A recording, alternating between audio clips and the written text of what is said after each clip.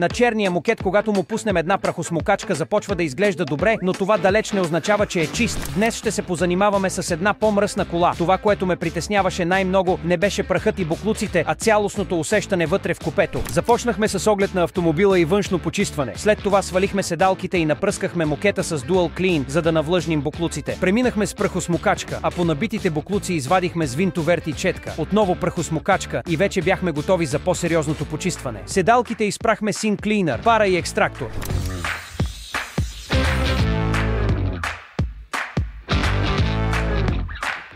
Същото направихме и с мокета. Вратите почистихме с Dual Clean, а прозорците отвътре забърсахме до блясък. След сглобяването на седалките почистихме таблото и централната конзола.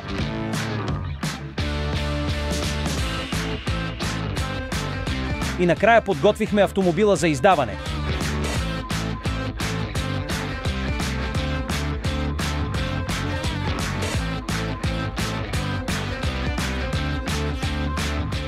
Ето я вече колата, чиста и свежа. Дайте свежести на вашия автомобил. Последвайте ни и запишете час.